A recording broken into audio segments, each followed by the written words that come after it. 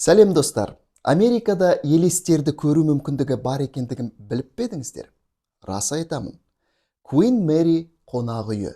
Бұл елестер мекен ететін кеме өзінің қонақтарына тылсым әлемге саяхат жасауға жол ашады. Мен де мұнда болдым. Бұл туралы сіздерге толықтай баяндап берейін.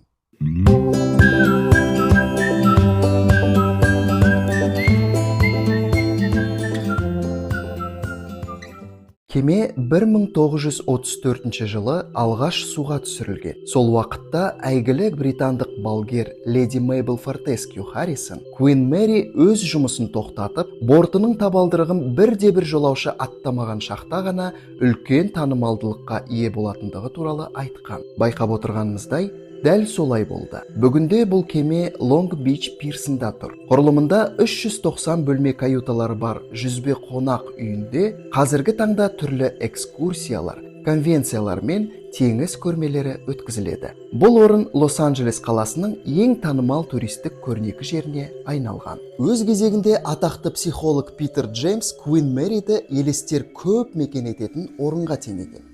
Куәгерлер қатарында хаузға сүңгитін әйел елесін, фортепиано жанында жүретін ақ киінген әйелді, көпір жанында кезігетін офицерді, машина бөлімінің эскалаторында жүретін комбинезон киген қара сақалды жігітті көргендер және фантомдардың барын бейнелейтін жылжымалы ыдыс-аяқ, өздігінен ашылып жабылатын есіктер, лайнердің түрлі бұрышында қосылып сөнетін жарық, теңселмелі шынжырлар, қабырғадан қабырғаға ауысқан жарық шарлары, адамдардың сыбырын естігендер де бар дейді.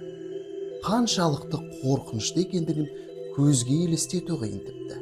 Өз дәуірінде бұл ірі круиздік лайнер ең тез әрі әлеуетті және зейнетті сарай іспетті саналған. Екінші дүниежүзілік соғыс басталған шақта Queen Mary одақтас әскерлерді әскери қызмет зоналарына тасымалдаушы маңызды күш болды. 1940 жылы бұл кеме десанттық функцияны орындау мақсатында зеңбіректермен жабдықталып, күңгірт сұр түске боялды. Жаңаша өң кеменің сұр елес атауына ие болуына себеп болды. Соғыс аяқталғаннан кейін кеменің барлық әскери жабдықтары шешіліп, Queen Mary алғашқы қалпына келтірілді. Ол ең зейнетті теңіз лайнері ретінде белсенді жұмысына қайта оралды. Алайда сол заманғы трансатлантикалық жолаушылар тасымалында әуе жолдары дамып, теңізбен қатынауға сұраныс күрт азаяды. Сонымен 1967 жылы Queen Mary сатылып, Саутгемптоннан Калифорниядағы Long Beach айлағына соңғы рейсін жасайды. Әрі қарай жоспар бойынша туристік көрнекілікке айналады. Queen Mary'дің бай тарихын ескерсек, оның қаншама қуаныш пен өкінішті, бақыт пен қасіретті, өмір мен өлімді бастан кешіргенін түсінуге болады.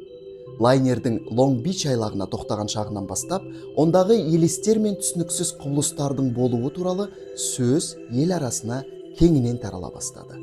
Кеме тарихындағы ажалдың басым көпшілігі дәл осында кездесетін елестердің басынан өткен оқиғаларымен тікелей байланысты. Мысалы, өз каютасында инсульттан қайтыс болған кеме капитаны, 337 адам өліміне алып келген Queen Mary мен қақтығысының кесірінен суға батқан британдық Кюрасао крейсері, уланғаннан қайтыс болған экипаждың аға мүшелері, оқу жаттығу дабылы кезінде жан салған экипаж мүшелері туралы жан түршігерлік оқиғаларды түрлі деректерден оқуға болады. Бұл ресми түрде берілген деректердің барлығы кеменің әлемдегі ең елестерге толы орын ретінде атағын жаңғыртты.